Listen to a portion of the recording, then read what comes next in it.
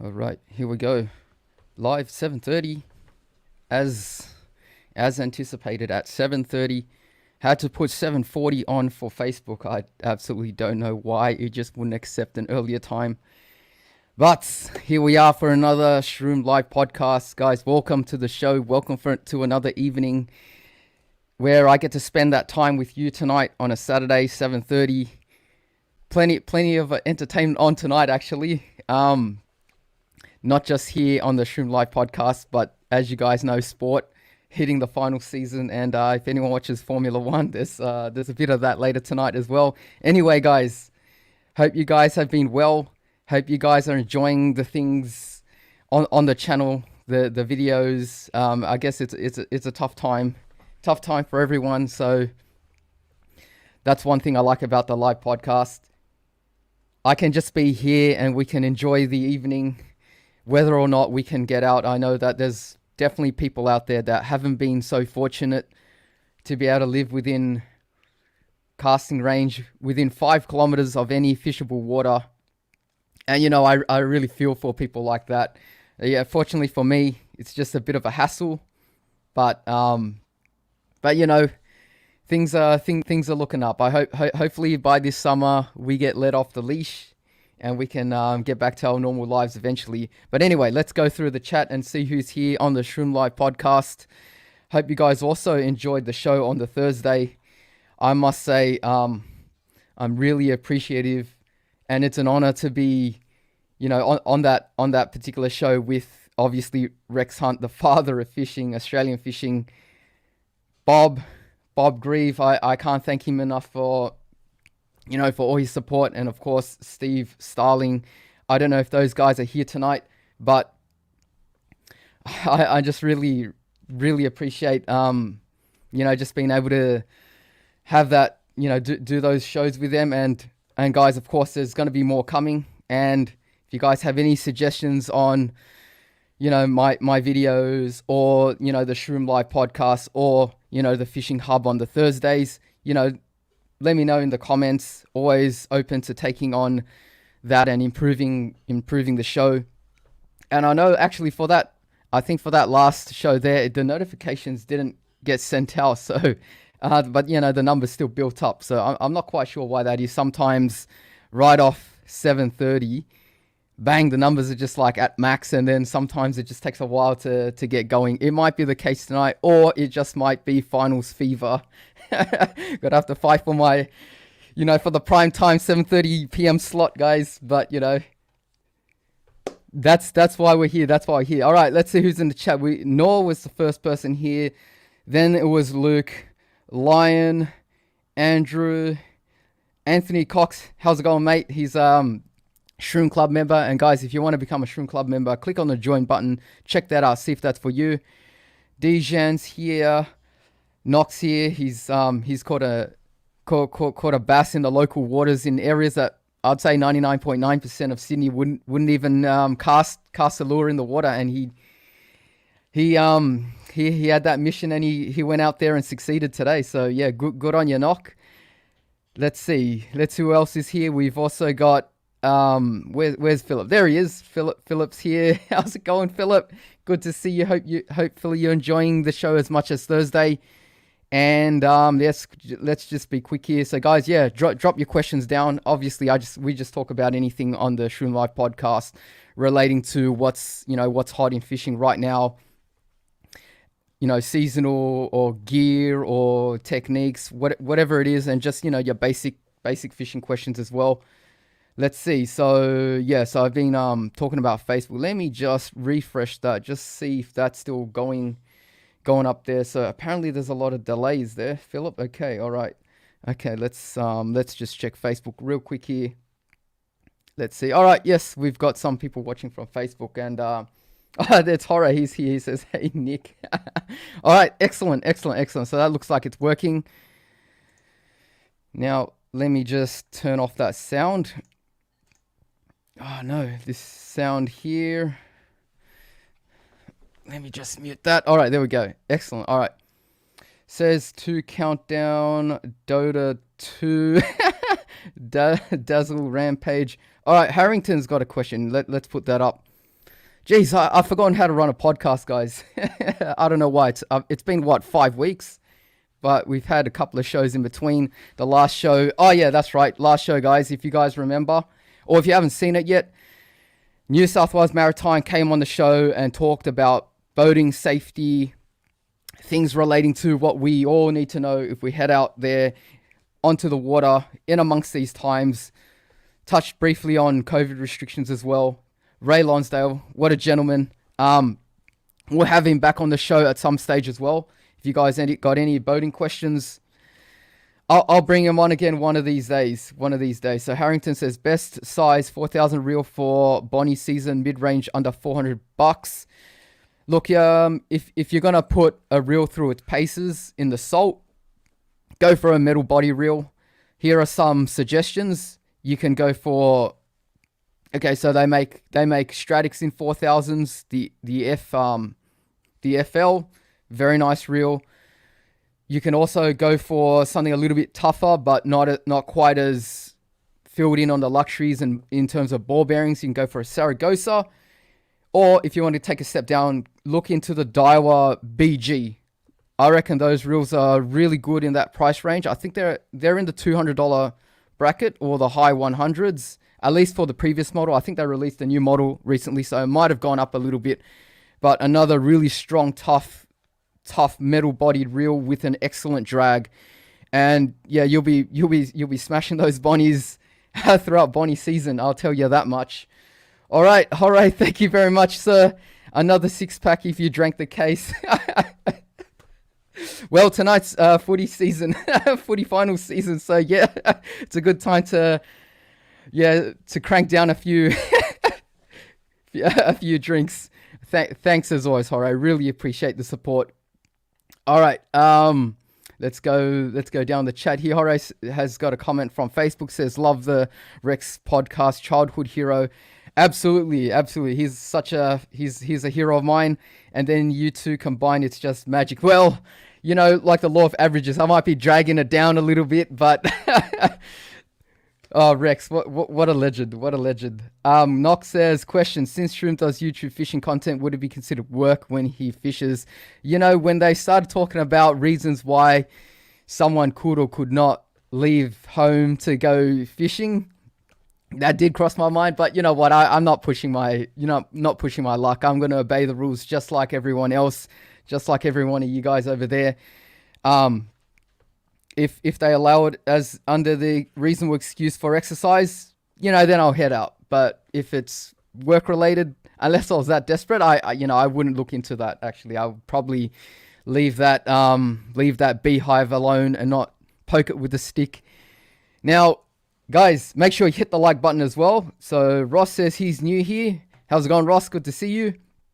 Ash W Fishing says tips on big brim. All the big brim that I've caught, it's about putting in the time. It's about learning the craft. It's about presentation. It's about putting a bunch of variables together.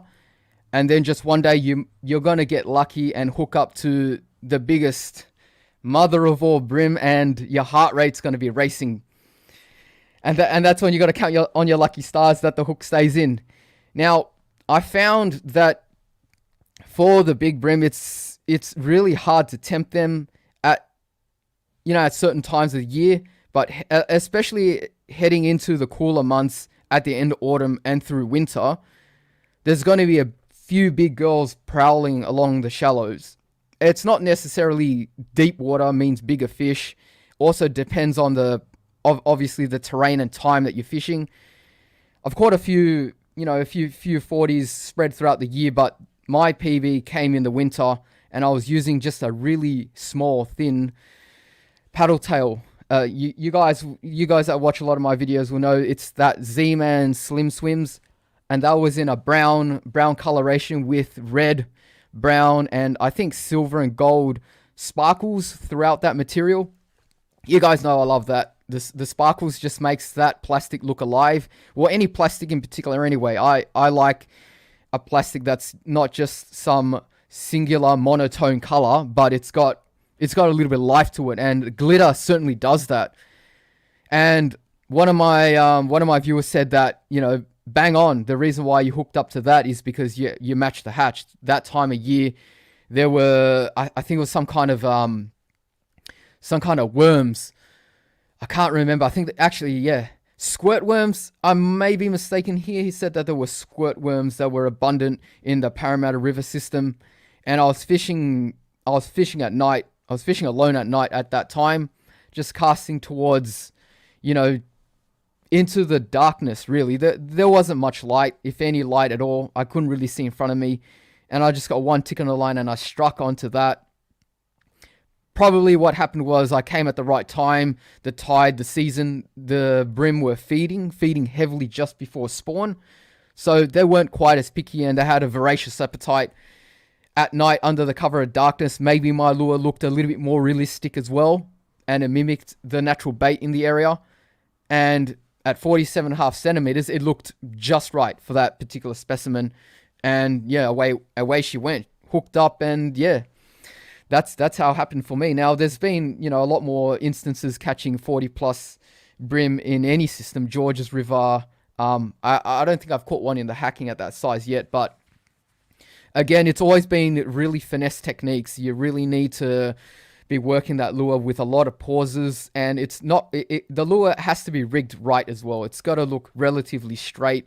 It's got to suit the surroundings. It's got to blend in.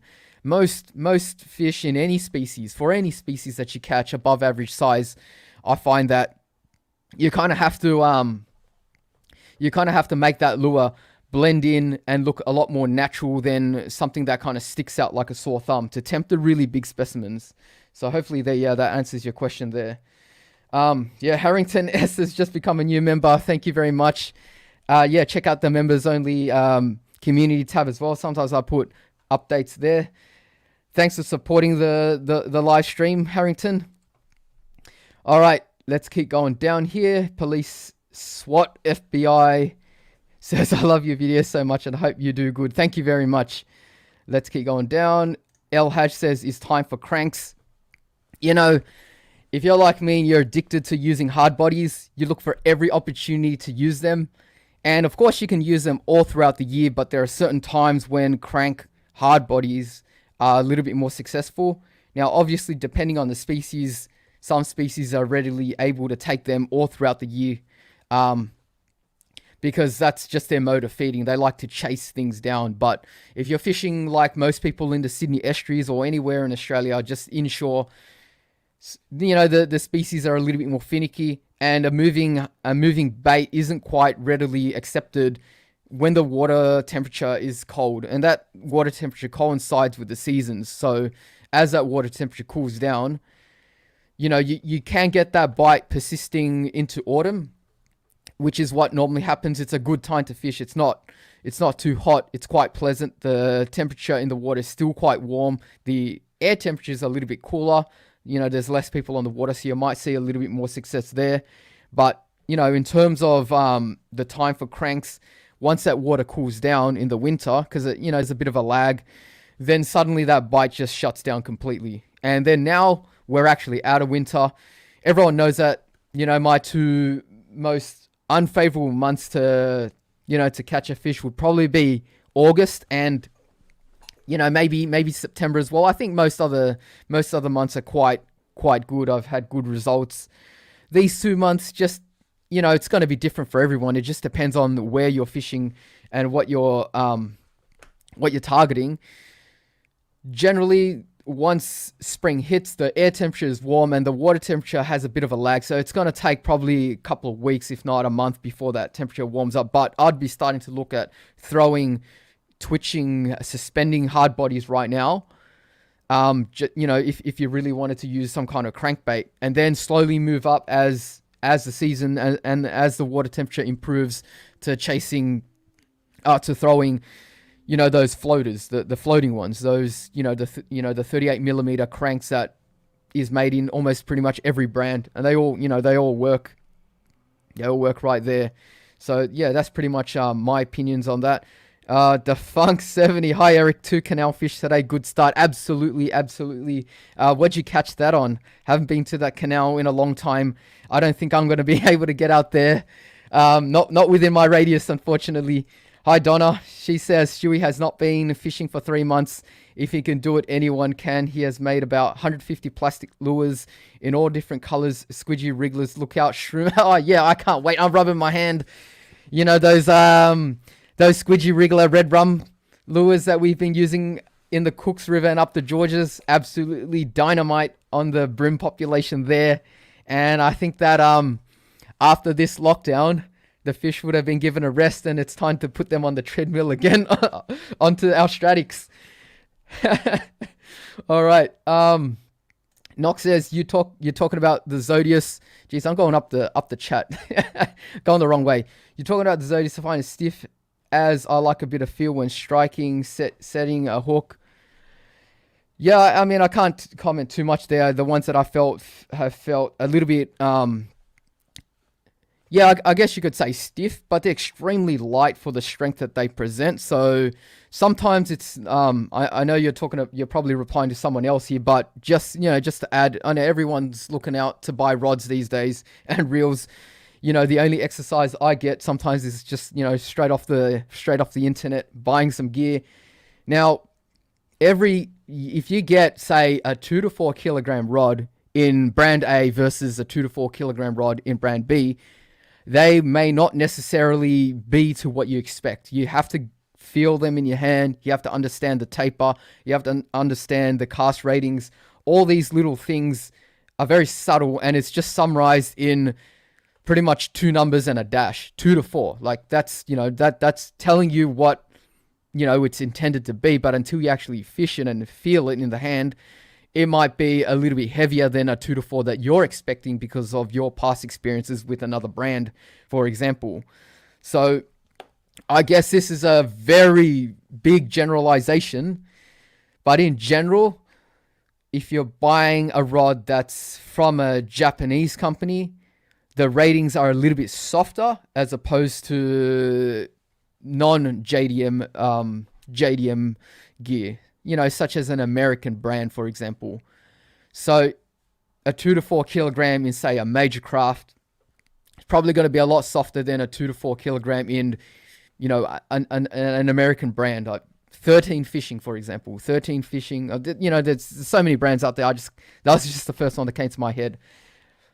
And it's the same thing for braid as well. Braid seems to be, if you buy a JDM braid, then they're going to rate it according to the highest point of breakage. Whereas if you buy, a non-JDM braid, they might say 6 pound. So if you say you have a 6 pound braid in a Japanese made one, and then a non-Japanese made one, maybe a US brand, then the 6 pound in the US is going to break at a higher rating than the 6 pound in the Japanese rated braid. Now, the difference is, what happens is, because of this difference in rating, the Japanese braid, not that it's not as strong, it's just that that's just how they've rated their braid. It's going to be a lot thinner. It's probably going to be a lot smoother than the American braid, for example. But if I was to choose, irrespective of the rating on the package, and just choose a similar thickness of both brands, you'll find that they break at pretty much the same poundage. So yeah, that's kind of weird, but that's kind of how it goes as well. And guys, if you like gear, check out my latest video on Thursday. I go through some of my bream combos, talking about the current one that I'm using that you guys are interested in. The nice high end gear, but also the cheaper gear. The first combo that I ended up getting, the first proper lure combo, that was a Shimano Sienna and a Fluga Trion 2 to 4 kilogram rod, and that did the job, and that's pretty much about $150 all up. How's it going, Young? Good to see you here, brother. Hope you're enjoying the show. And guys, if you are, make sure you smash that like button for me. All right, let's keep going down. Nox says my aim is the Miller rod and the Brawler. Yeah, there's a few good custom. Well, I guess the Miller rod's still considered custom. I mean, they make certain rods in the range that you're aware of now, like the models that they make. But great rod. James, who's a regular on the channel, has a few Miller rods, and he can't speak highly enough about them. So he loves those rods. Philip, all right, Philip, he's got a question for me. He says, best lure for whiting in the shallows. All right, Philip. Now the most selective way to get whiting in the shallows is with a popper or a walker. A little bit more difficult to get the action down. So if you're going to try some surface fishing, that's definitely going to narrow down and kind of limit your species, and you're just going to be getting whiting chasing a lure. If you can keep the popper or the surface walker moving, I found that those ones which look like little prawns, or they're clear, or they have a bit of yellow and pink, whiting absolutely demolish those lures, and they'll keep following it. You just have to keep it moving. They'll jockey for position behind that popper, and then one of them at some stage is going to have a go. So that's the category of lures that you could use. Now, some examples I've had success on.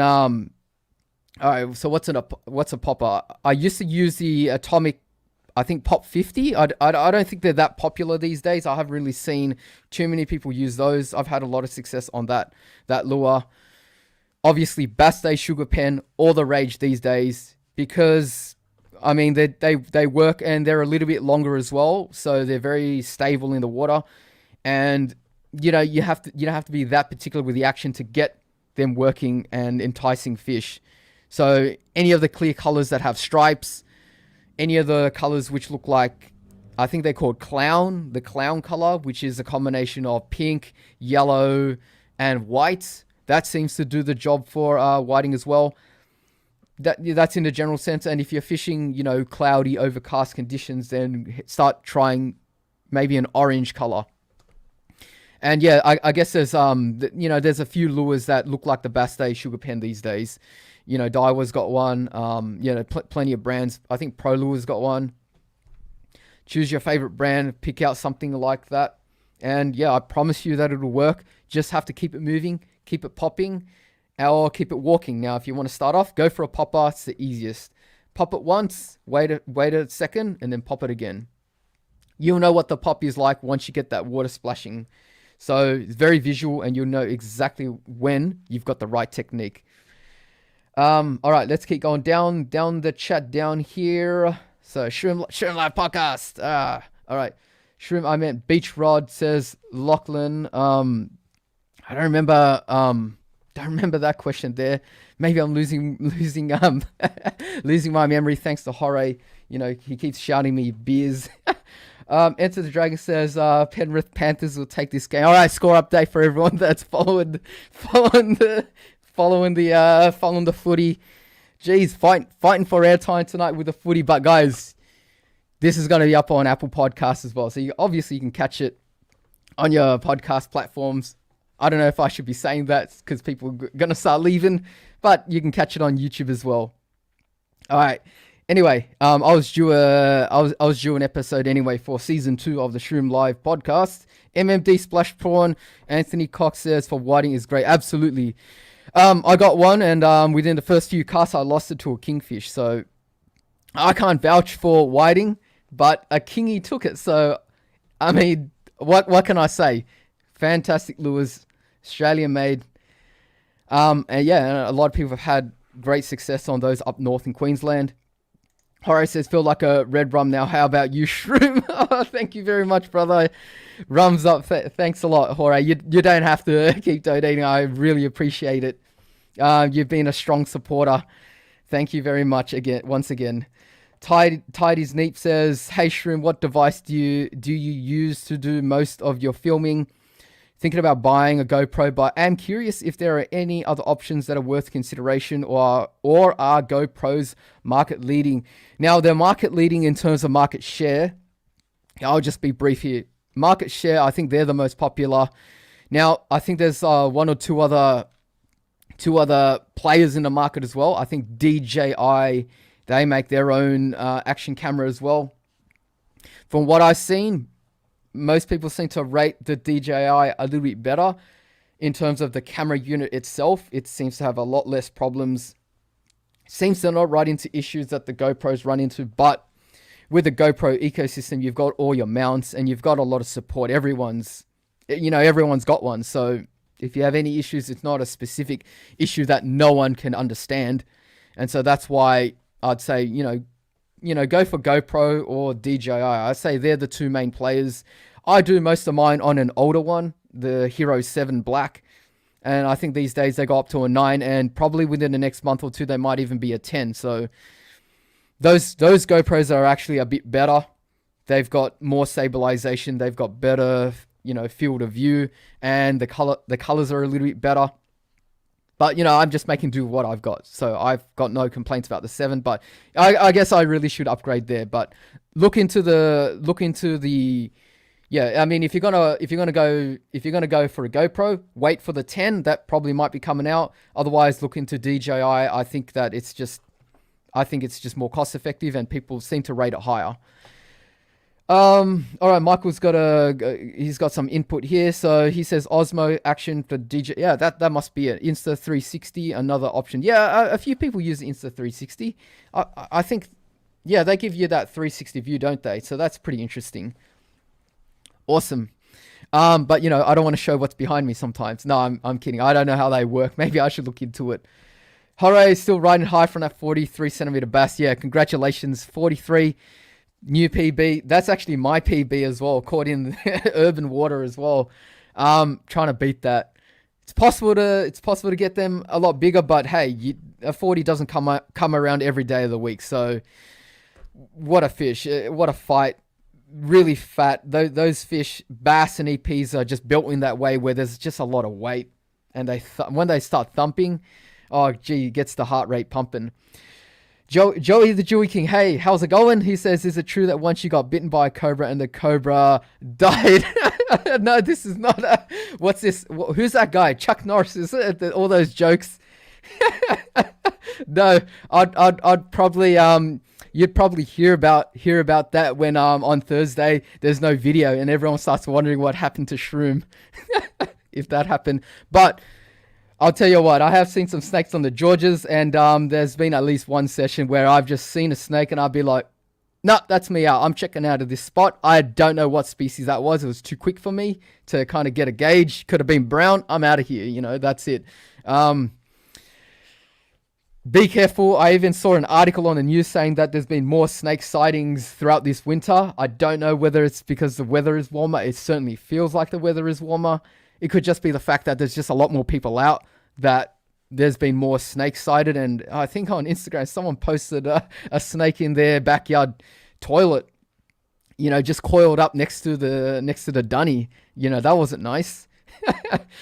Dijon says, Shroom, what do you think about the new 7-foot 1 to 4 kilogram Shimano Jewel spinning rod?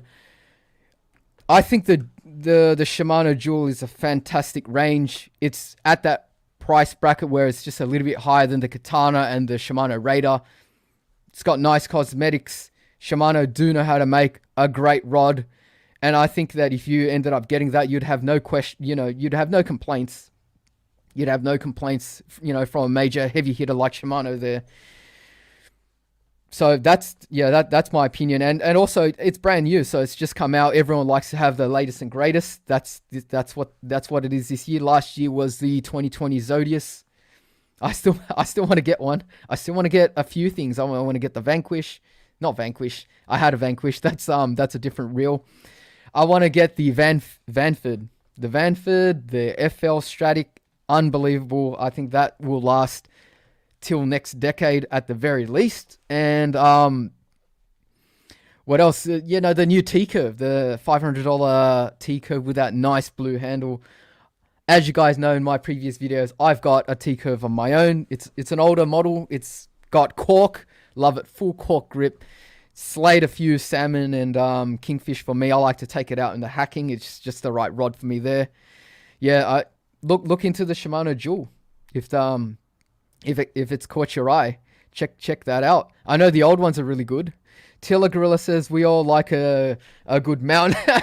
Well, GoPro mount. El Haj says, someone hacked my card details and made several purchases. I had to report fraud, and I'm waiting for my card to be issued by the bank. Till then, I can't make any. Oh, El Haj, don't even think about that. Look, I've had that happen. Someone used my details and ordered.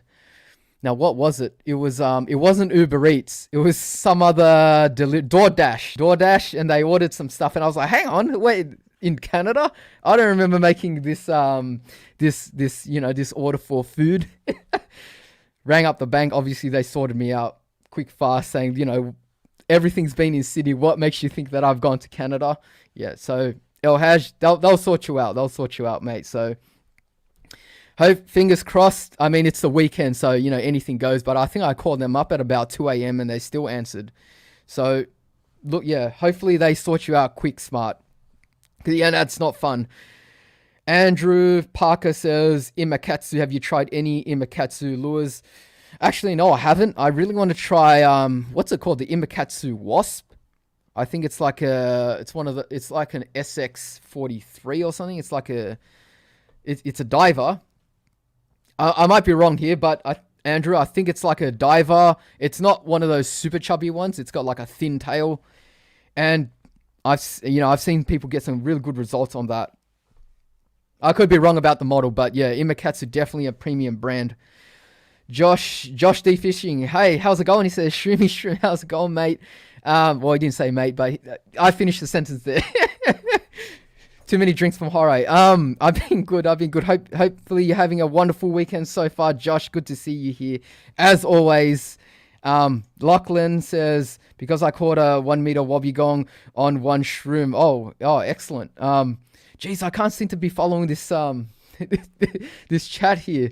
Sorry about that, Lachlan. I forgot. Maybe I'll read up after the stream, unless you put it down in the comment section again, because I can't remember if I followed on to that train of thought there. Tristan says, Shroom, any tips to fishing squid in Botany Bay?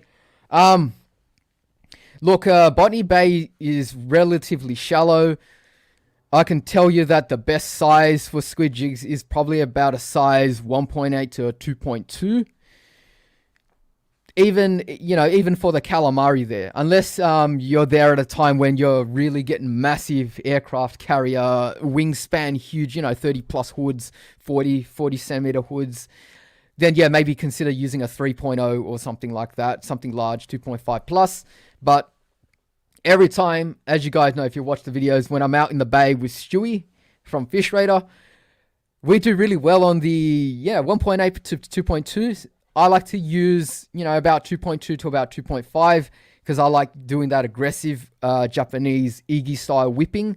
The 3 to 5 really aggressive whips, and you can hear the drag squeaking on every lift.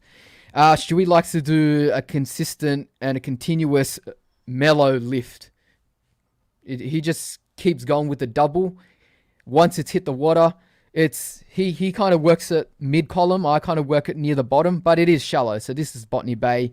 I haven't lost too many jigs, so I'm kind of chancing my hand, trying to hit the bottom, trying to get the big kraken. But yeah, size 1.8, 2.2. They're two of the techniques. You've got techniques from me, and you've got advice from techniques from Stewie. He's caught, I don't know, 1,000,001 squid from the squid grounds out in Botany Bay. His favorite squid jig, I think it's like an orange/green coloration. It's in the videos. Go check that out. I still need to get something like that. He seems to do extremely well on that color. Personally, I like to use, if I'm fishing before the sun's come up, I like to use glow jigs. Generally, I start off with a pink one, trying to get the actively feeding squid in clear water, because that's what suits it best, that color there. And then once that sun starts to peek up over, if I'm not getting that action, start to take it down into some more natural colors, browns, grays, blues. They all work, and they're all relatively safe options. So yeah, hopefully Tristan, that sorts you out there. And guys, if you enjoyed that, make sure you hit the like button. Let's keep going down here. Michael's laughing. Enter the Dragon says, Shroom, are you a rugby league supporter? And if so, what team do you follow? I used to watch league religiously. These days, I'm a little bit too busy to follow. I like to start at the beginning of a season and then to watch it all the way through. And if I haven't started at the beginning, then I kind of don't want to start.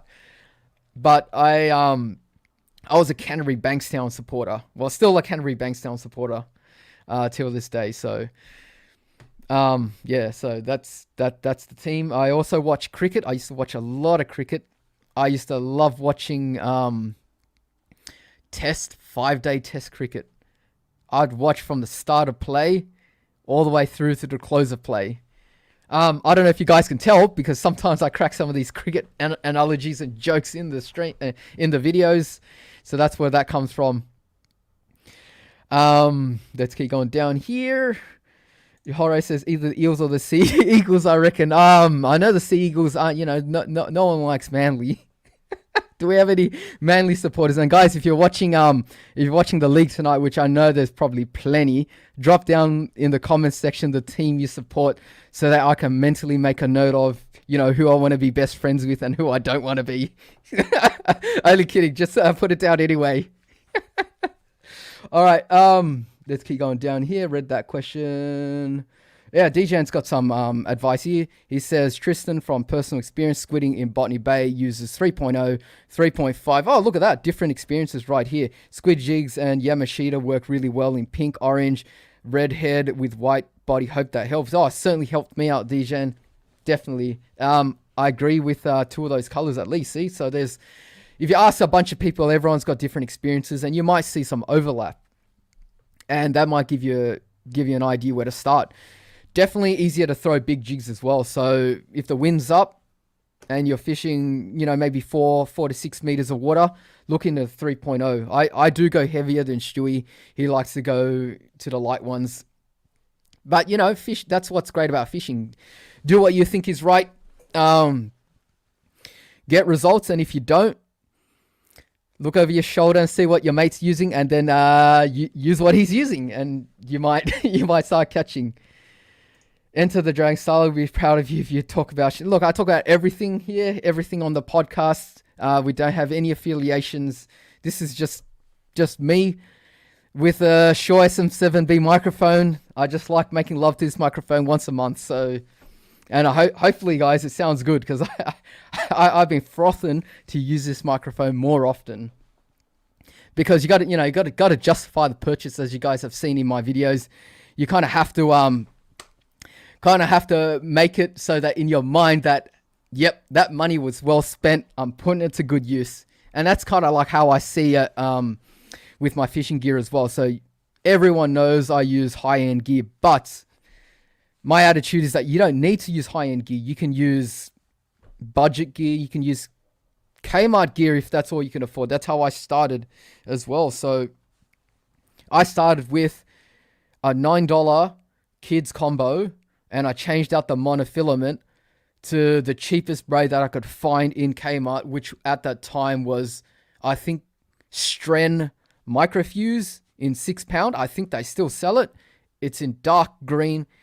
It's real rough stuff, let me tell you. After a few casts, that green coating just comes off like as though you're scraping it off the braid. But that's how I started. I started with the cheapest gear. Monofilament 6 pound, I think Kingfisher monofilament as leader. Couple of squidgy jig heads and lures. And yeah, that's how I started. And yeah, nothing wrong with that. Absolutely nothing wrong with using cheaper gear. The only reason why you would spend money on expensive gear is if you just really like to use it and have a better experience. That's all. It's not really going to catch you all that much extra fish. You're not going to see that much more results.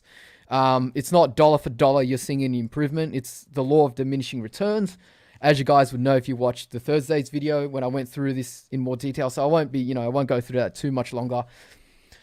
But fish within your means and treat yourself once in a while. If you really like fishing and you're fishing every week of the year, maybe you'll get a little bit more enjoyment spending that little bit more if you're going to put it through its paces, ever so often. All right, on to the next one. Lachlan says, hey, Shroom, can I catch a shark or a stingray? Okay, I don't know how to catch stingrays. I know there's a famous YouTuber that knows everything about stingrays on a 32G gram. Okay, I don't understand that too much. I'm not the biggest expert when it comes to the rating on the beach rods. I do have combo or two in the back here. Is that possible because I caught a 1 meter wobbly going? Oh, absolutely. I think, anyway, irrespective of the rating, if it's a beach rod, which means it's somewhere between 12 to 14 foot, they're all rated appropriately to catch pretty much anything within reason, including sharks out there. Obviously, you might struggle if you catch the biggest shark in the world, but honestly, I think they're all around 8 to 12 kilogram, 8 to 14, 10 to 14. They've all got enough beef, and they're all. I don't think they're purely graphite as well. They're all pretty much composites or fiberglass, and these rods are next to impossible to snap. Very hard to snap a rod like that, unlike the rods that we prefer for brim fishing, which are pretty much, I think, 90% plus carbon fiber graphite material. So it's quite brittle, it's strong, light, but it's not as robust, if that makes sense. Oh, all right, over here, Eric Dafunk70 says, "Bro, sing some Frank on the microphone." Look, I'll do it one day. This is the right microphone for it. I think this microphone would make me sound amazing, but we don't have we don't have the we're competing with the NRL tonight in terms of viewers, so I won't do it in case I scare the rest of you away. But thank you for that, Eric. I'll definitely look into doing something relating to that idea at some stage. We'll definitely do something. All right. Let's keep going down here. Andy's got a question, and I've just lost it. Let me scroll back up. Something about the Georges River. Everyone likes the Georges River. I guess it's like a love-hate relationship over here. Okay, bro, lost 20k from my account, got it back in 2 weeks. Whew. Okay, so that was referring to El Haj and the credit card scam that we mentioned earlier. Yes, hopefully you guys sort that out. Jorge is a Manly Seagull supporter, guys. Make a mental note of that. No further comment there. Michael says, "Yes, Shroom, what's your footy team?" The Canterbury Bulldogs. And he says, "I fished the Georges River, back to fishing, near Fitzpatrick Park. Yep, I'm a little worried about the water pollution. What do you think? I like to fish, but do not want to eat any there. Nothing wrong with fishing around Fitzpatrick Park. Pollution, I guess the DPI, I think it doesn't exclude you from keeping fish in that area, so I guess it's all right. So generally in the Georges River, you wouldn't keep fish up from Rabble Road boat ramp in the Georges, and some of the tributaries such as Saltpan Creek, for example. They have signs there, you shouldn't keep fish there. But I think down at Picnic Point, I don't imagine there to be a problem. But certainly I know why you'd be afraid, because every time I'm out in the Georges, I get a Georges River special, and it's a bit too special. Those plastic bags, you just can't avoid them. They're the most feistiest and most sought after species at times, right? No, not really. Josh says the T-curve is mint. Absolutely. You have one, don't you? Love to get my hand on one day. The cosmetics look amazing. Tilla Gorilla says new Akuma ITX and Jaw, is it? Looks the goods and come in high speed too. Nice. I might look into that one. Let's keep going down here. Michael, let's hope Shroom does not do a live stream on grand final day. You know what? I only did a stream tonight because otherwise I wasn't going to do one for like the next, 2 months. And, you can get rusty if you don't put on a live stream. And, the less likely you do a stream, the more likely you're not going to do one the next week, if that makes sense. Once you get lazy and it's hard to get up for it. Hard to get motivated. So I thought, what? It's already past my usual time span. Let's put in some work. Let's put on a show. If people want to watch this, I'm here. If they want to watch the footy, which is probably more exciting anyway, it's there as well. So, all right, let's keep going down. Okay, that's not about me. Let's keep going down. Let's find the next question. So, guys, make sure you hit the like button if you're enjoying this. And if you're gonna go watch Grand Final Day NRL as well, hit the like button here. Let's keep going down. So Michael says the Panthers and South is playing right now. Yeah, I don't have a horse in the race there. Knox says Shimano Fluoro underwear. Okay. Is that do they need people to model that? Michael's watching it. All right, let's keep going down. Michael Hill Jewelers. Michael Hill Jewelers, is it? Michael Hill. What do you think of the new reel releases from Dio Australia, specifically the Revelry series? I haven't had too close of a look there, but from first appearances, first impressions, it looks fantastic. Looks great. It reminds me of one of the reels that they've already got that's pretty high up the pecking order. And what's the name of that one? You know, it's red, it's yellow, it's got black, it's got a bit of chrome. That reel, it reminds me of that. It just looks the part. It just looks really fancy.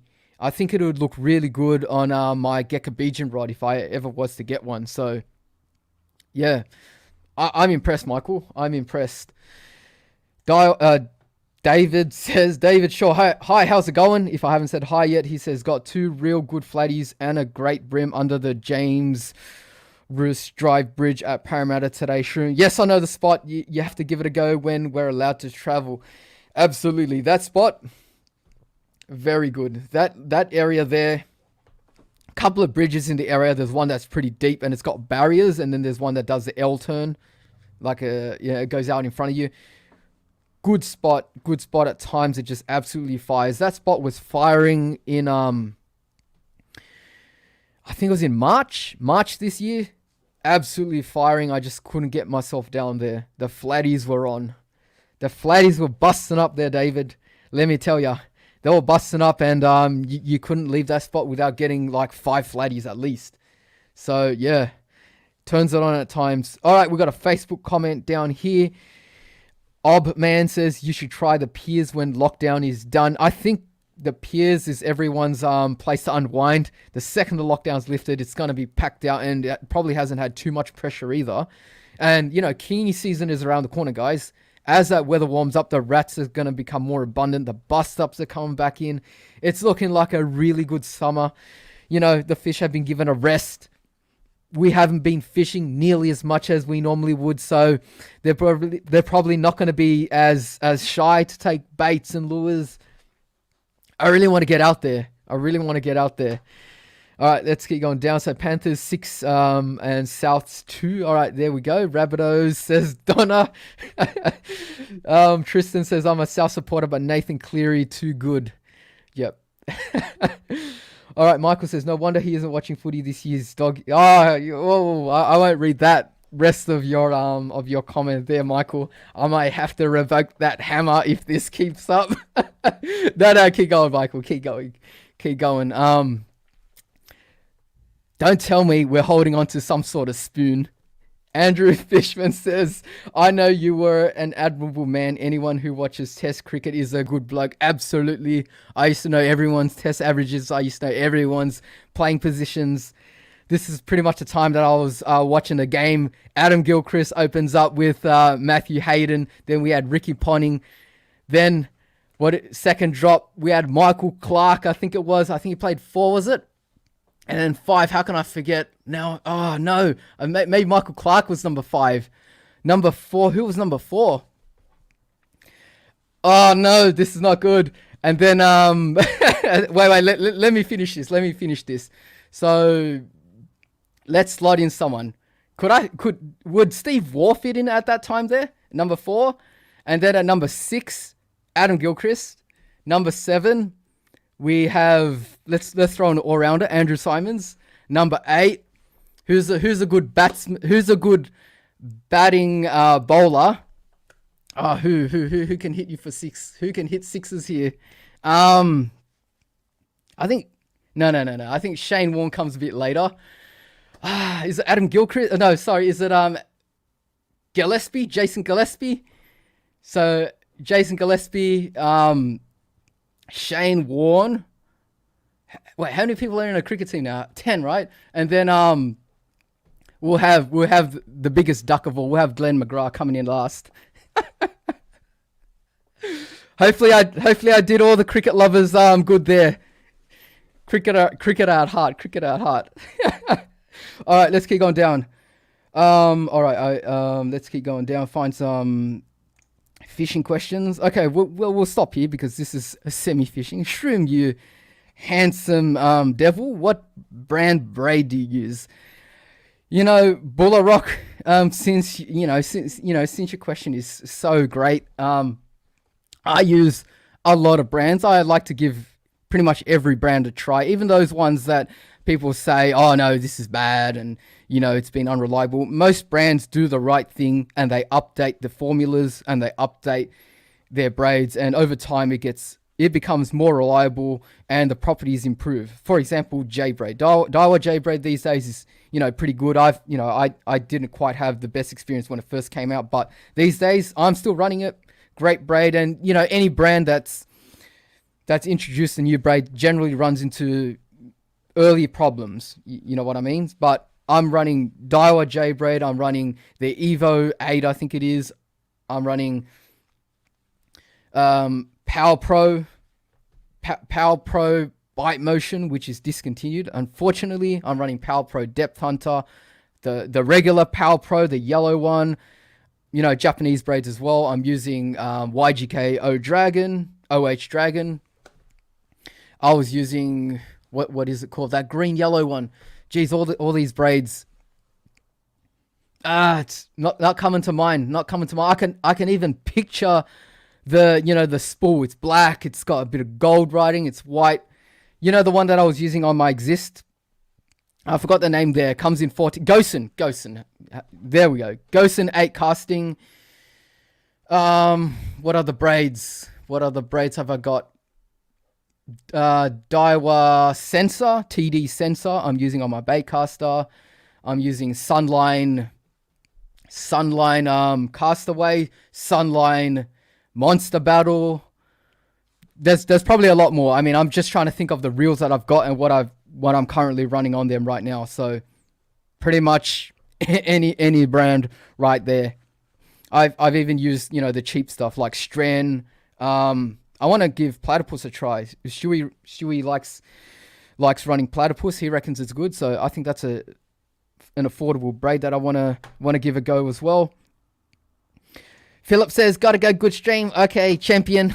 See you later, Philip. Hope you had a wonderful time here. And I'll see you next time.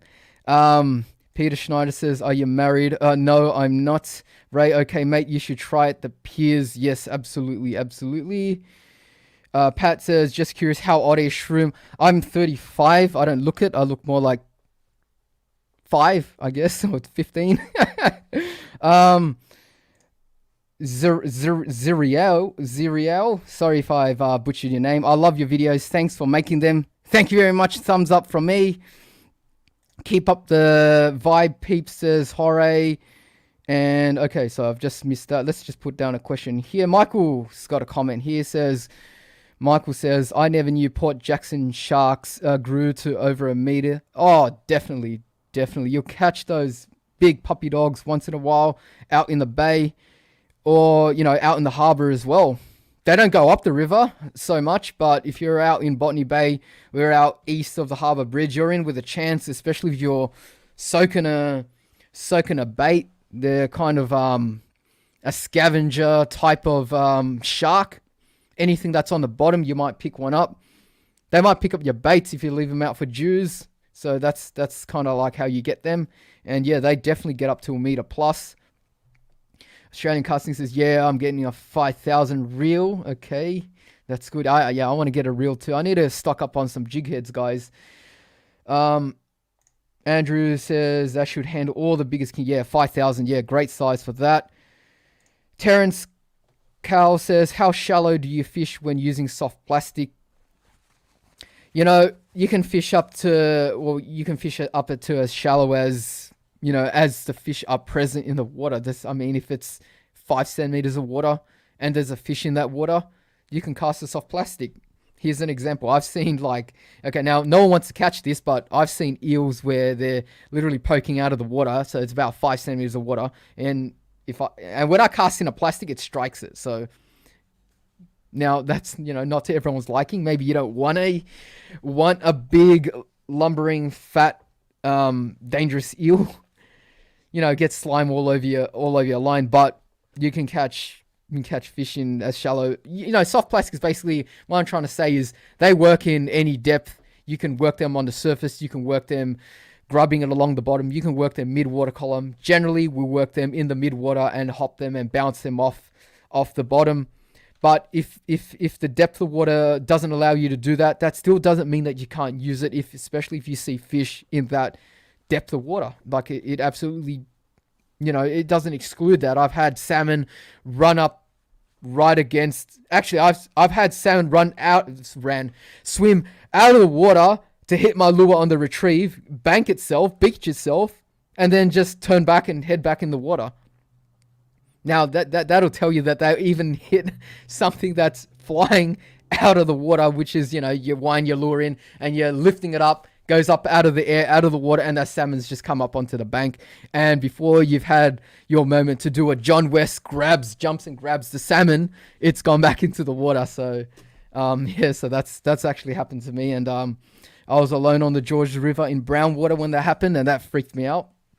Not expecting like a 50 centimeter fish to just swim out of nowhere, just appear, materialize right in front of me at my feet, and then just flap around and then know exactly how to get back into the water before I could react to it. My mouth was like, I hit the ground. My jaw was down at the ground when I saw that. So, and even on social media this week, I've seen some videos of, was it bonito?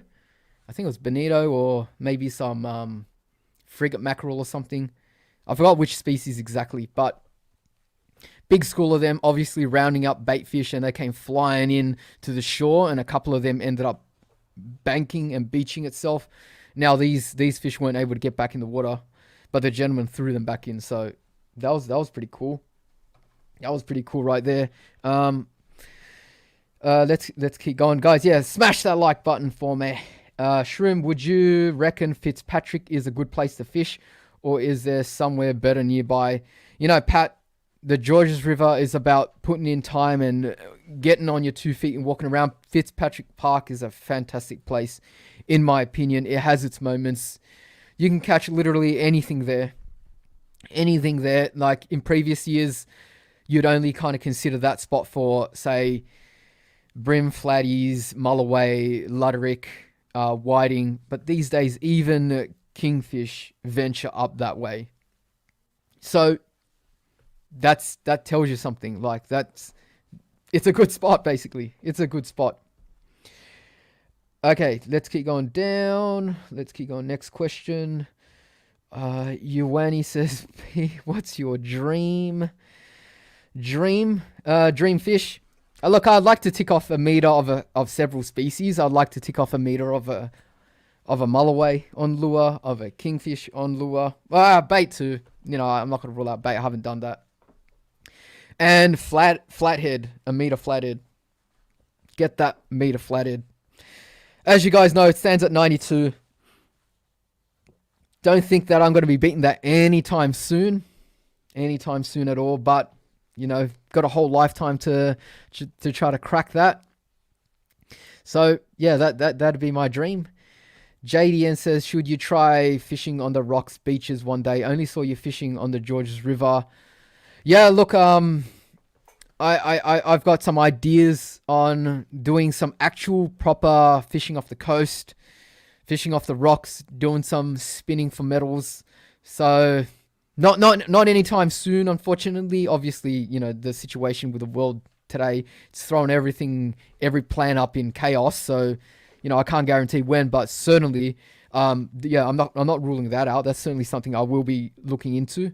Really want to experience that properly with some people, some friends that know how to navigate around, the kind of fishing that it involves, because, it's can be a little bit dangerous, but got to start somewhere. Got to go out with some people in the know.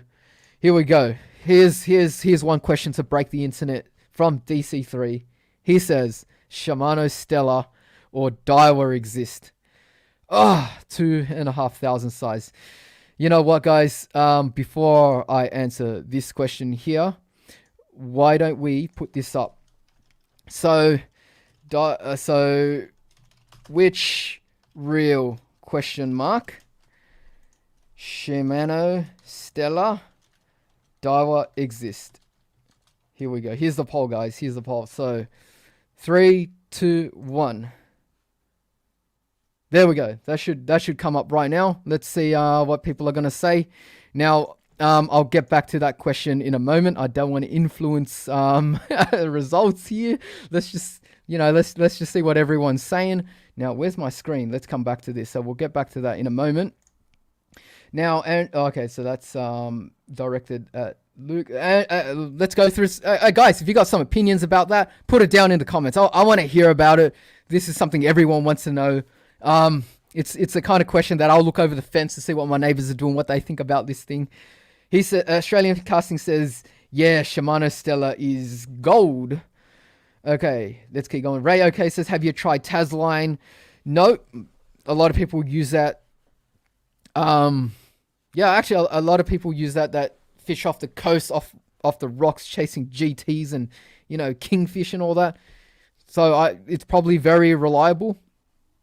I'll give that a go one day.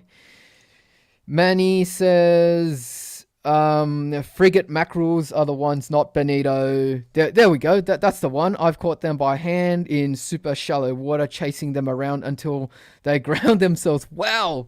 Fantastic, Manny. Good work there. That'd be an experience. Yeah, it's amazing. It's amazing when what a bait school can do sometimes when the school comes in and there's a bait school close to the bank. Can be dynamite. Birds, fish, sharks, seals, dolphins, humans. Mike Dillon says, late to the party, was out fishing. Oh, good man. Good to have you here, Mike. Sure, it's a regular question, but what do you do when you first feel that hook snagging? I go, ooh, that's a snag, and start trying to, trying to use a bit of skill and technique in trying to untangle that, unsnag that. I basically, if I feel a snag's coming on, I try not to set that hook with too much pressure deep into the snag. So that gives me an opportunity to bow and arrow the line where the reel is against the rod. So I pluck the string like a guitar. And there is a real chance, even though it doesn't feel like it half the time, there's a real chance that unsnags the lure and saves me from tying, another lure, a jig head, a leader knot. That'd be the worst. Busting off a lure, not too good. You're going to have to re-rig. Busting off a leader knot, sometimes you just feel like, it's just not your day, 2 leader knots in a row. Oh, that's not my day. This session's just not my day, guys. Maybe I should just sit it out this session. But I try to I fish the Georges, right? So the start of my fishing journey with lures has been in the Georges River, and those places they're just filled with snags, car parts, tires, shopping trolleys, broken pipes, garden waste. Shovels. Friends caught a gun once. Whatever it is, it's in the Georges River, and snags are rife just everywhere. They're abundant. They're every second cast, and lure fishing is not pleasant. But because they're the kind of areas that I started, I kind of learned to feel the difference between running my lure over a rock, which might feel like a hit to some people, to feeling the top of a snag, which has a different feel, and also visually memorizing where I'm casting, where the lure is in the water, and then try to navigate around that snag, just experience. And once I snag up, unfortunately, I'll try that plucking technique. If I can't, walk around to the other side and pull on it from the opposite direction. That's probably one of the better ways to remove it. If it snags pulling in from the right, come from the left, and then see if you can flick it or pull it the other way. A lot of the times it'll become untangled. If not, start plucking it like a guitar. What it does is it just unseats the hook from the snag. It's that momentum traveling down the string causes that vibration at the hook end. So it works best with light lures. It still works with heavier lures, but just not quite as well. So if you're throwing it around one ounce jig heads, okay, that's probably not going to come out. But if you're throwing brim lures, 1/16 ounce, yep, it's probably going to come out if you got the right technique down. Just you might do it once, you might do it 20 times. If it'll probably come undone. It'll probably come back, and then saves you a couple of knots here. Mike Dillon, what's the routine to keep your lure?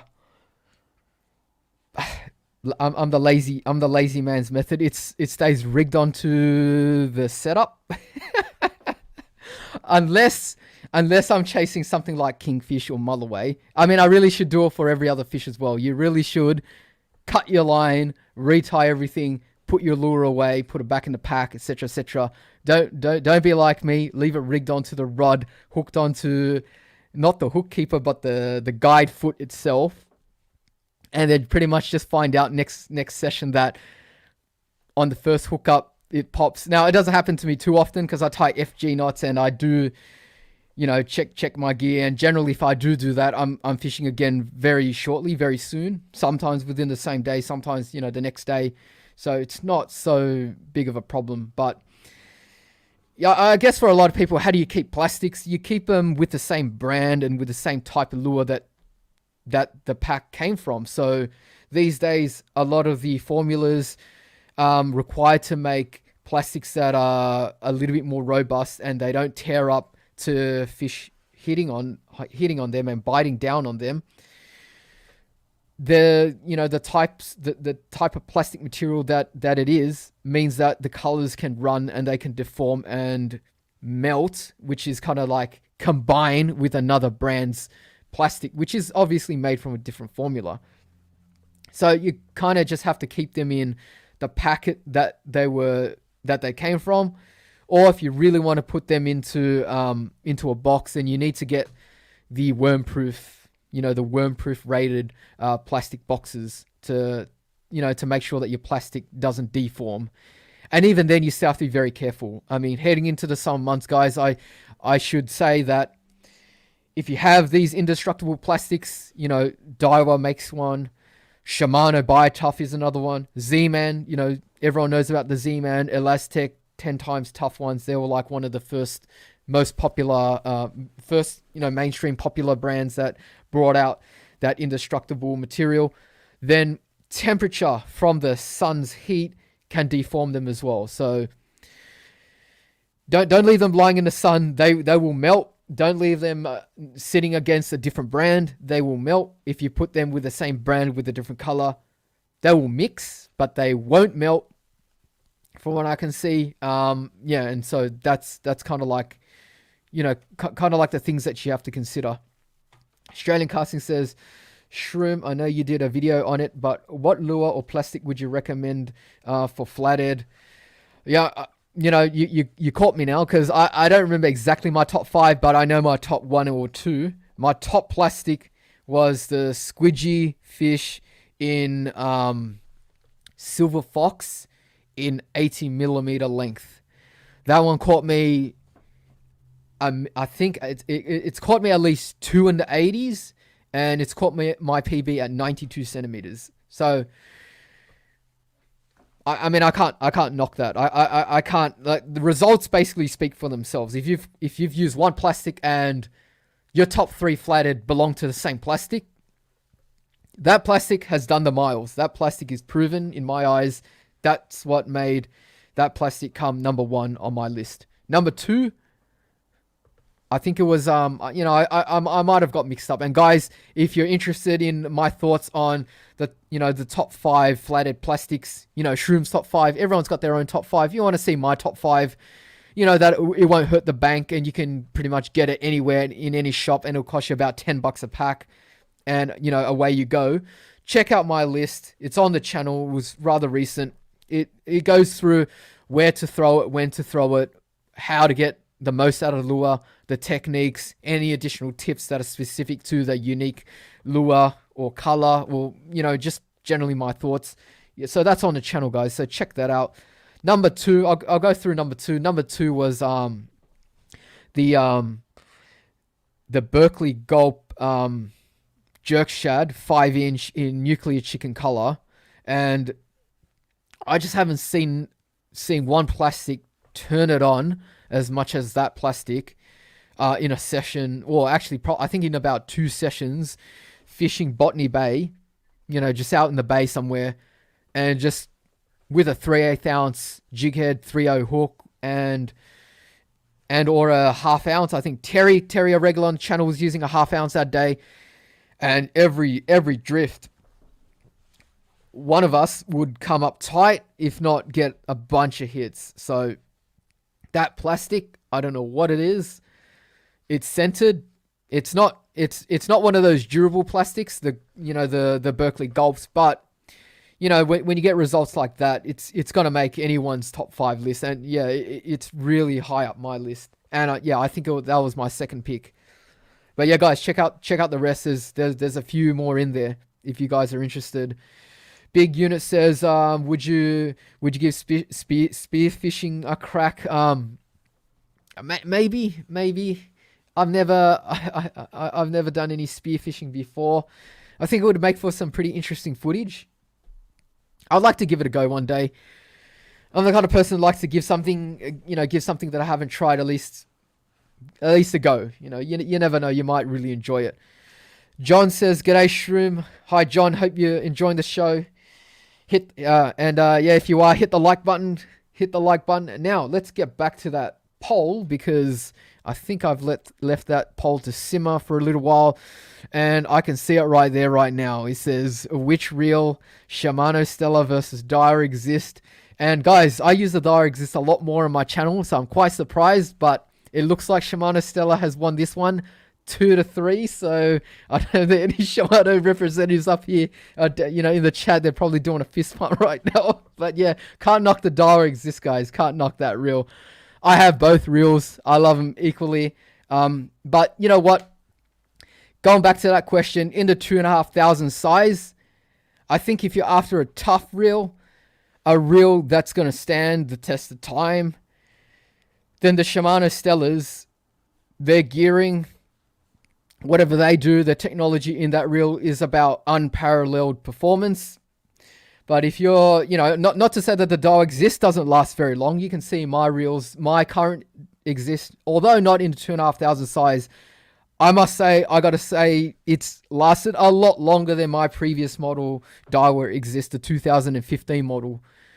And I reckon, it's a combination of factors. They moved from the Zion body, which is a carbon fiber / plastic composite, to magnesium body. And magnesium is a really light metal, and so you can't beat metal. Everyone likes that solid feel in their hand.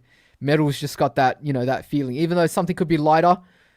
Something about metal, I reckon, that's helped keep the gears last that little bit longer. Less flex in the body, for example, less flex under load. But I'm no expert. They've also introduced a bunch of new technologies. The monocoque body with a larger main gear drive, for example. All these little things, it's hard to say. It's just, this reel's only been out since, 2018. So 3 years with that concept.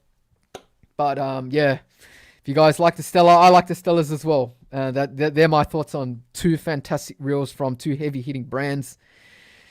All right, let's find my place back in my live stream. Jeez, what happened there? Okay, let's get going down. Oh wow, look at this. Are you serious here? All right, are you serious here? Ioanni says he caught a 1.04 flatty. He's caught the 3 meter using what? KFC chicken wings in Parramatta? No, I don't know. I don't know about that. I don't know about that, guys. What do you reckon? Is he playing us here? Is Ioanni playing us? What do you reckon, Michael? Is my mod still in the chat? Well, if you have, geez, that's my dream to crack the meter, Ioanni. So congratulations there. You've done it on something that no one ever in the history of time would to get one on a KFC chicken wing. because I don't know how they would start rigging one up, because the second they grabbed it, they would probably put it in their mouth themselves. Manny says, Shroom, if you want to come and chase bass and trout in the Blue Mountains, just say so on here and I'll message you on Instagram or Facebook. Yeah, maybe one day, Manny. Maybe one day. But I just saw someone out of the corner of my eye that we did talk about chasing trout out west one day, and that's Stewie. So, guys, Stewie, a regular on the channel, he says, hey, Petey. So say hi to Stewie here. He's making plastics to keep busy. He's making, ye old wrigglers in the red rum color. He's made a bunch of colors. I like the brown ones, Stewie. I reckon that one's gonna go well in some of those areas. I reckon the red one's gonna do really well in the Cooks and up the Georges. That bloodworm color is gonna be perfect, especially when we're scratching our heads and wondering where all the fish went. All right, let's keep going down here. Adam Muhiddin says, did you just say a gun? Well, absolutely, Adam.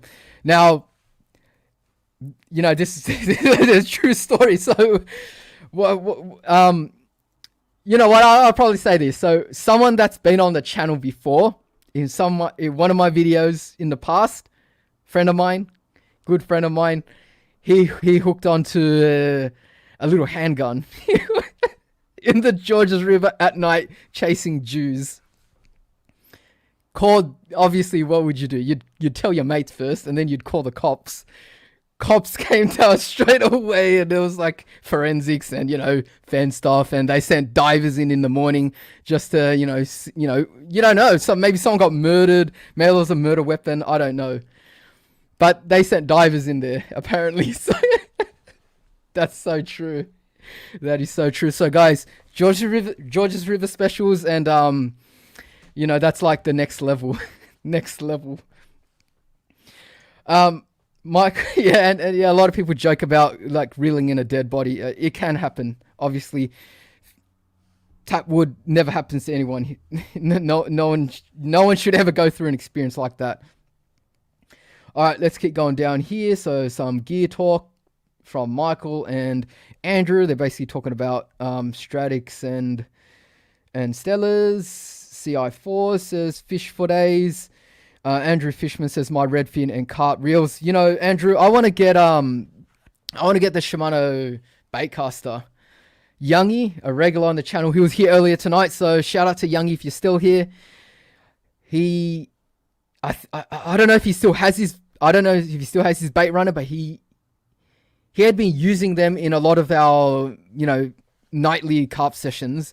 And, I just love the sound of the drag. I just like the concept of just setting it down and just walking away and hearing that drag peel off when a carp's nailed, the bread off the top of the water that's been sitting there for about 45 minutes. Because, that's what you got to do sometimes. You got to wait a long time with a piece of bread that doesn't look like anything's going to happen. And then some part of the night, it could be midnight, it could be even 2 a.m. We've done it as late as 2 a.m., even 2:30 a.m. if the carp are on.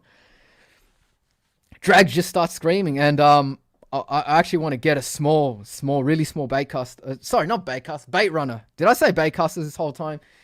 Because that's no good if I did. Yes. Oh, geez, did I miss a donation? Now, let me just put this up first in case I forget, because I've had a bad habit of not paying attention to chat. Yusuf, geez, my eyes are bad. Ella Mary there. Thank you very much. He says, keep up the good work. Thank you very much, sir. Really appreciate the support. Thanks for supporting this Shroom Live podcast. And guys, thanks for joining me tonight. I mean, the numbers are good considering that we're up against footy finals. I know a lot of you guys, watching the footy. You got one eye on is it still the Rabbitohs versus who was it? Rabbitohs versus what's it called? That game might still be on. But yeah, it's good to see a lot of fishing nuts here tonight as well on both platforms. I should actually just check and see if I'm still live on Facebook there. But yeah, getting back to that carp question, talking about those bait runners. Yeah, funny thing, I fell in love with that concept, and I was looking to get one, and there was another mate Jason, he's also been on the channel a few times. I think he ended up buying the bait runner off Youngie. so it's changed hands. I think Youngie had a couple of bait runners there. Michael's got a question for Stewie here. He says, is that a polycraft that Stewie has? If Stewie's there, he could answer that. Geez, I've just lost my place in the chat. Polycraft. Yes, he does. That's Michael. So yes, it's a polycraft. Now, getting back to this screen here, let's talk some more gear here. Nox says, yeah, CI4 Stratic is the best, better than the rest of the Vanford after better than the Vanford after long-term usage. Interesting. Nock, put down, guys, you all know I'm a gear nut when it comes to fishing. I like to explain a lot of things. I actually had to cut short the details, in my last video on the Thursday, because I thought, geez, I'm going to lose everyone here. I'm just going to start blabbing on about, guides, and people just know that a guide just is a runner and that just has line going through. And I'm talking about, shape of guides, materials, composition, the ceramic inlet circle that they're using, how many you got on the rod, why is it weighing down the blank, all that stuff. So yeah, not put it down why you think it's better. On face value, the Vanford is just a new CI4, so it should be a step up. But everyone's got their opinions. I was actually going to buy one. I might still buy one. When the specials come back around. I've had it loaded up in the cart twice this year already. But the only reason why I didn't was that I thought, what, maybe I want the FL Stratic instead. A little bit more beefy, and I kind of said, what, I'll think about it a little bit more. I'll come back another night before I press on pay up. Okay, so Andrew Fishman says, never ever keep soft plastics with hard plastics. You'll kill the hard bodies. Yeah. You just put that imagery in my head now. What happens is those plastics end up pretty much coating your hard body. You'll never get them off the hooks. You'll never get them off the ringlets. You'll never get them off the split rings. It's all over the bib. It's some weird mixture of stuff that you can't even get off with your finger that easily. And yeah, guys, talking about soft plastic, if you have gulps, gulp is like the hardest material in the universe once it's dried up as well. You can't cut it off the jig head, so it's so bad. So yeah, make sure if you're going to use those 5-inch gulps, take it out, bin it before you put your jig head back onto your hook keeper on your rod, because come next session, you'll find out why this is harder than diamond. Let me tell you, you won't be able to pick it off. You won't be able to scratch it off. You won't be able to sand it off the concrete in front of you. You won't be able to even use your scissors or a knife to scrape it off. It's that hard. I don't know what they do there, but it's the hardest thing I've ever seen. Here we go. Andrew Fishman says the worst ones for heat are the Berkeley power bait. On a 40-degree day, they harden between casts. Okay, I actually haven't had that happen to me. And you know what? Speaking about Berkeley power bait, they've got a new range. They've got a new range, don't they? I've had a look at some of their videos. It looks fantastic. Everyone knocks on the action of the gulps. But, with the gulps, the action may not be as supple, but they make up for it in terms of the type of plastic that it is and the composition of the material and that scent. There's no other plastic on the market with that scent, that really strong vinegary smell. You guys know, I like to sniff it when I bring one out of the pack. I just go, oh yeah, that's gulp. If it's like sniffing, what's that thing that wakes you up? What is it? That thing, if you're knocked out, you sniff on that and it just brings you right back. It's kind of like, that's the kind of effect that it has on me. And every time I sniff that, I think, yeah, once this hits the water, it's just going to waft around and it's just going to get me my fish. But yeah, the new Berkeley power baits. So yeah, I'm probably going to check those out. They look like they have fantastic action right there. The videos seem to suggest that even on the lightest movements, the tails are flicking. They've got some interesting shapes. I've seen one I've seen their jerk shad style. Very, very good. That might become something that I'll use in the Cooks' Stewie. We really like to use the 5-inch jerk shad style plastics for mulloway in that system, just the way that we fish them. So I think that's a viable new plastic for us to look into, unless Stewie's gonna do some molds. I get the perfect color and the perfect shape to replicate those discontinued Berkeley jerk shads, because those were the best, the ones that smelt like rotting, like maggots and rotting compost. That one, the best. But I can see why they discontinued it. I reckon the first thing you do if you open up a pack, especially if you're inside the vehicle, is you're gonna have to wind down the windows if you've never smelt them before. I seem to love it. Yeah, that's right, Stewie. He says they smell like fart. That's right, absolutely. After a few cans of Heinz baked beans, let it simmer in the stomach for a bit, and keeping the gas in, and then let off ye old big one. That's what it smells like. Oh, and Michael Kaplos, thank you very much. Michael, how's it going? Hope you've been well. Thank you for supporting the show. Good to see you here. Hopefully, Michael's got I think a variety channel, so I'm hoping that he comes back at some stage and puts up some videos. He does bit of variety, a bit of pranking on his videos. Just to give Michael a bit of a plug there. Thank you very much. If you guys are enjoying the show, make sure you hit the like button. And let me just quickly check on Facebook while I'll find the next question here. Just make sure that I'm still going there. Yes, we still got some viewers there. So just a shout out to my viewers on Facebook right there. I think one of the streams crashed on Facebook, but that should be all right. Let me just quickly go check up over here. And it looks like that didn't make it, that one. Okay, anyway. Regardless, we're here on YouTube. So Luke says, best gear to grab to target flathead, including a rod reel and lures baits. This is a big can of worms. So 2 to 4 kilogram or a 3 to 6 kilogram rod, around about 7 foot.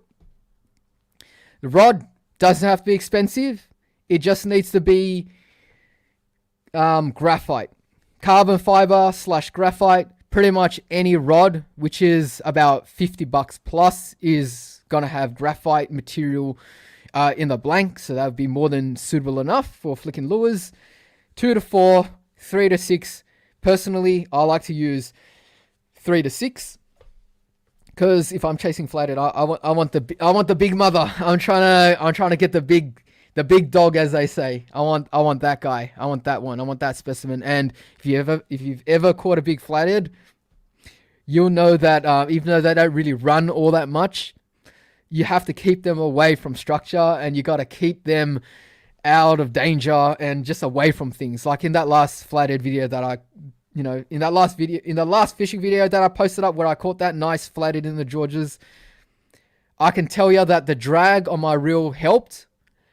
The Stella, faultless in operation. But what mattered more to me was the bend of the rod, absorbing those big lunges and those head shakes. You need a rod that dulls that sensation. Those sharp movements is what gouges a bigger hole in a flathead's mouth, and creates an opportunity for slack to enter the system. And once that happens, you know what happens? That hook falls out, and then there goes that fish that that goes your flathead. That could be your, the fish of a lifetime right then and there. So that's why I like a 3 to 6, because once you hit about 60 plus centimeters, it's got that weight behind its lunges. That 3 to 6 kilogram rod is just perfect for that. And lures and baits, I got that top five plastics video, not plastics, top 5 lures for flathead that I posted up within the last month. Go check that out. And I also talked about it earlier this stream too, so I won't go too far into that. But squidgy fish, my number 1 pick, and number 2, Berkeley Gulp 5-inch jerk shad. Now, Dejan says he's bought a double clutch to try for some flathead after this lockdown. Heard they're a flatty killer. Yeah, that made my top 5 list. Absolute deadly. flatty killer. I think the 75 millimeter or the 95 would be the go. If you're targeting the big ones, go for 95. If you just want action, which is kind of like what I want half the time, you know, you go for your 75. It can get engulfed, big flathead, can swallow it down deep, but you know, just the concept itself, a really thin lure, looks like a nice mullet pattern, darting around in the shallows, it gets the flathead going. And being suspending, when a flathead decides to hit the lure, when it swims over towards the bait of yours, it's still going to be mid-water. It can get its mouth around it rather than, you know, have your plastic, say, already on the sea floor and it having to try to woof it down. Which is why sometimes you just end up hooking it in weird places, such as under the stomach, under the head, you know, on the side. That's because maybe the hop wasn't in mid-water long enough before the flathead decided to make a dash for it and it reached the bottom. But with these double clutches, absolutely no problem at all. They're working even when you're not moving them. So that's kind of why they're so effective. And yeah, like I said, the way that you just have to work them, which is with sharp twitches, just fires up the plastic. Sharp movements, plastics, or hard bodies, flatheads really like that. They really like that action. That's what gets them going. Dijon says never caught a flathead of plastic. Yep, you definitely that double clutch. You're going to be sorted there. I don't think it's going to take long if you start throwing those out. Or any of those plastics that I mentioned before. Mike says he's got 2 flathead tonight, 40 and 50 centimeters on the double clutch. It's a killer. Yep, fantastic. I mean, I haven't tried fishing at night using them, but I reckon in not too deep water, fishing, you know, at a wharf, even just throwing that around some of the lit edges, you're going to see a lot of action. A lot of flathead lie in ambush around the Sydney Ferry harbour wharves at night. Plenty. Of course, they're a big brim as well, but if you're after flathead, definitely give that a go. Andrew Fishman, okay, so he's talking about some advice there. 3 to 5 kilogram rod, 2,500 reel, 3 to 5. Yeah, so this must be the flathead question. Good leader, either heavy, fluoro, or wire. Size 2.0, suicide hook running bean. Yeah, so Andrew's got some advice here when it comes to targeting using bait. A 2.0 suicide octopus hook. You want a small, you know, like a small sinker, round a bean, or, you know, one of those, you know, spherical ones, so that the bait can kind of move around on the bottom. The stationary bait, not so good when it comes to flathead. You got to let it drift a little bit in the current. The idea is you want your bait to cover ground. Like I never caught flathead before when I started bait fishing, up until I started putting split shots on and the bait was just flying around in the water column. Then I started getting flatties. So I know first-hand experience, that's exactly how that works. 3 to 6 inch plastics are a deep running bib lure. Yeah, absolutely. Good advice, Andrew. Michael says, me neither. DJ, the guy on the sand flats. Yep. So yeah, he's someone that gets plenty of big ones up where he fishes. Yeah, definitely go check that out. Definitely plenty of videos on the tube here. Okay, let's keep going down. Let's go find something down here. Here we go. Pat says, hey Shroom, looking for a rod and reel around $120 in total to target brim. Have any suggestions? Look, you can, if you don't want to make it too hard on yourself, you can probably grab any of the Daiwa or Shimano or Savage, I think even Savage Gear or whatever combos that come in at about $90. And they've got everything sorted for you. If you wanted to start picking gear, here's a suggestion. Shimano Sienna, I think that's around $50 when it's on special, maybe even in the high 40s when it's on special. Full price at around $60, size 1000. It'll sort you out for at least a couple of years, even if you're fishing heavy, like as in several times a week. It's going to last. Rod, that'd probably leave you about $60, depending how much you've got left over, 60 to 80. $60 still gets you many of the entry-level carbon fiber rods in the Daiwa range or Shimano range, such as the Shimano Katana. Another great rod. That name's been around for a long time. Super reliable. Can't go wrong with that. If you can really stretch it at $80, you know, you have a lot more options. 80 to 100, you definitely have a lot more options there. You know, you got Shimano Raider that comes in at under 100. I think you've got Is it the Daiwa Ed X? Fluga Tryon, the one that I was using. I think you can also get what else is it? Yeah, there's basically a few more in the range there. I probably do have some more suggestions here that if I could just think up about it. There, let me think about it. Yeah, Daiwa Ed X about $80. Fluga Tryon, I think it's 140, but on special often for $80. I think Shimano Dual Libby out of it. Someone mentioned that earlier. I think that's like near 170 roughly. Shimano Squidgies have one 130, I think. Shimano Raider about 100, 110. I think Shui's got one of them. He loves that rod. Yep, plenty of options. Plenty of options. That's just like right off the top of my head there. Plenty of options. All right. Yeah, let's keep going down here. Okay, so that's probably not about me because I have that already. Okay, here we go. Rambo's Rippin' Lips says, I've caught a squid with a double clutch. Was a hell of a surprise. Yeah, I betcha. Oh yeah, where'd you catch that one? You can catch squid on soft plastics and hard bodies. It's just that you don't generally come up tight to one because the method of hooking the squid just doesn't quite agree with trebles or single hooks off a plastic. So treble hooks off a hard body, a little bit more likely, but still not quite. But a soft plastic with a single hook, you can hook them if you get lucky, but generally you don't. And that's why if you look on the end of a squid jig, they've got, I don't know how many barbs, but it seems to be about 10 to 15 barbs all in a circle. And you need a lot of little barbs in succession to kind of like grab onto some flesh that seems to pull through, if that makes sense. Now, hard to explain, but you guys know what I'm talking about when it comes to squid. Anyway. All right. Yeah, let's go find out the next question here. Jason Wilson from Facebook says, Abu Garcia combo 135. You can spare the extra 15. Absolutely. I escaped my mind because I don't know too much about the Abu Garcia combo. They make great rods. Their Veritas rods are fantastic. Yeah, good one, Jason. Excellent point there.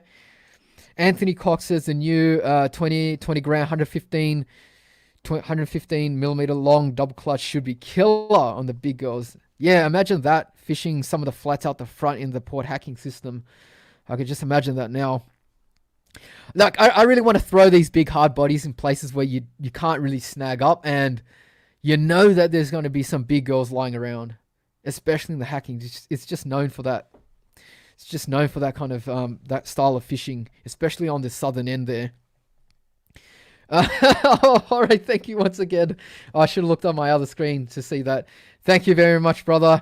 He says, you look thirsty. Yeah, that's true. I start frothing after a while, guys. I got to keep wiping that off. Thanks again, Jorge. Hope you're enjoying the show. I know you're enjoying the show, so thanks a lot. Thanks for your support. Thanks for supporting the Shroom Live podcast. All right, let's keep going down here. Thoughts on Procure, says Miles. I think Procure is better than S Factor, but what do you think? Well, I don't know about what's better. It's just that I just like using S Factor. That's just what I've always used. I have used Procure. I've used Sachs. I've used, Berkeley Gulp Gel Scent. There's probably a lot more in that mix that I'm forgetting right now.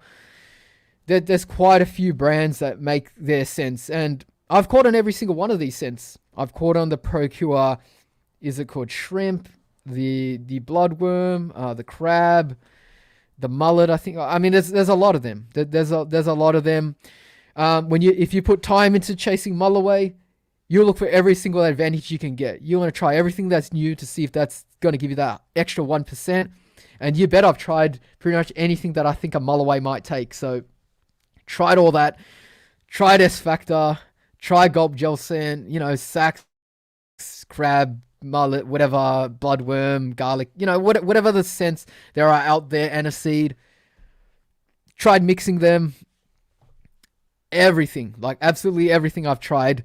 Not saying one's better than the other. It's just that's just what I use. So I just have a lot of bottles of S Factor because I like to buy the plastics, the Pro range. I like a few of their plastics. I like the squidgy prawns, and they those big packs come with a little tube of S Factor, and why not? I like S Factor anyway. It's my go-to. I'd use it, and I'm using others as well. I've still got Sax on me, and I've still got actually, yeah, thanks to Berkeley, they sent me like 3 tubes of the Berkeley Gulp gel scent, but I bought one before they sent me any, so I'm still using the one that I bought off Complete. So that's been good too. They're all good. They all have their moments. They all have their moments. I got dusted by a good fish the other week, by the way, and I was using Gulp gel scent, if that says anything. Yeah, they all work. Here we go. Here's one that tickles my fancy. Koa says AGS versus recoil guides versus titanium. All right, here we go. I don't know. I don't know the answer to this. I had a wicked idea to strip down a G Loomis NRX rod. So if you guys aren't aware of what that rod is, it's from the brand Gary Loomis, famous rod builder. That brand's now associated with Shimano. So Shimano own G Loomis, that label. One of their rods, the NRX range, I think it's still the top, the top of the range. I think there is a new model NRX, but it's still NRX. The most sensitive 3 to 6 kilogram rod I've ever used in my life. 3 to 6 kilograms. So I don't know about anything lighter than that. There's certainly a lot of really high-end glass cannon-y style, super sensitive rods. And I've got 3. I've got 3 of them. Daiwa Battler, for example, Edge rod. I've got several rods like that. But a 3 to 6 kilogram rod, the NRX, I thought about stripping that down and putting AGS guides on that just to see if that's going to take it to the next level. Like, that would be, something amazing. Now, I don't know the answer to that question. To me, I think the recoils, it's either you love them or you hate them. A lot of people don't like them because they look a bit old-fashioned. It looks like there's not much to them. I mean, the material is very good, though. It's nickel titanium. That material is very good. They have a small footprint.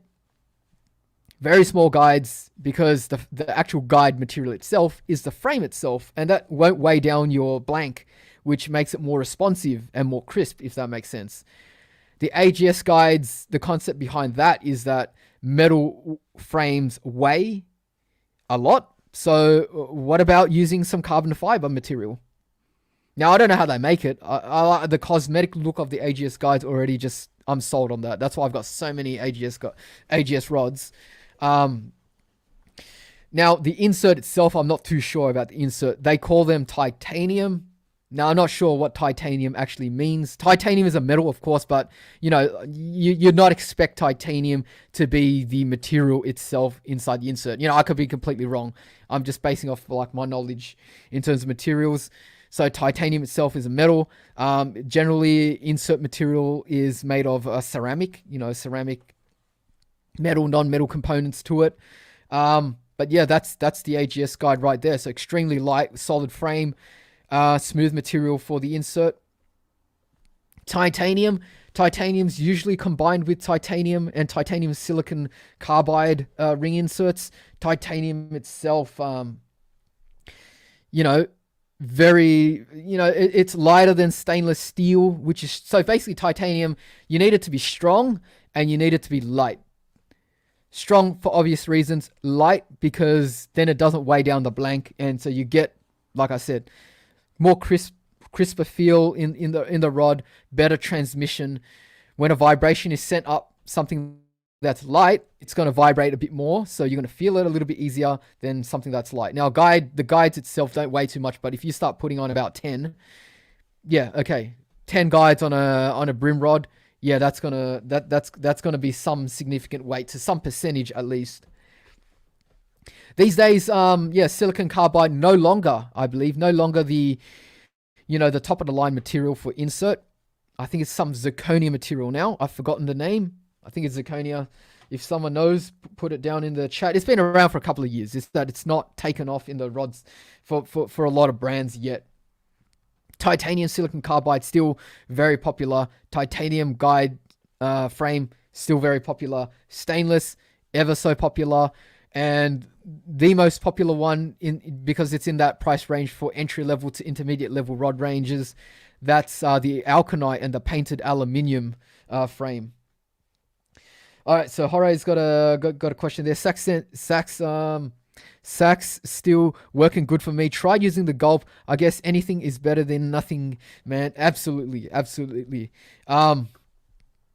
use a lot of sunscreen when I fish out in the summer months. I'm going to get sunscreen on the lure. Obviously, I don't think that that's an attractant. Sunscreen itself should not be an attractant. So, mask it. Mask it with some scent, some Sax scent, for example. All right, so hopefully that answers your question, Koa, about the AGS versus recoil guides versus titanium. But yeah, I'd definitely like to know more about that. Andrew Fishman says, the best thing for catching mulloway, patience. Yes, that's right. Luckily for me, that's something I have. I definitely am very, very patient. Mulloway fishing, crickets. What else do I do that requires a lot of patience? Test cricket. Especially when it rains, guys. Rains and you're just waiting. You're waiting, watching the telly, waiting for that, for the umpires to come out, stand in the middle and fold their arms and say, you know what, that rain looks like it might hold off, or, it's going to stop, bring the roller out, etc., etc. Get the water off the track. Let's keep going down. Andrew Fishman says, best rider I ever owned was a little G Loomis until I tipped it. Ouch. That's not good. That's not part of the plan. I feel your pain.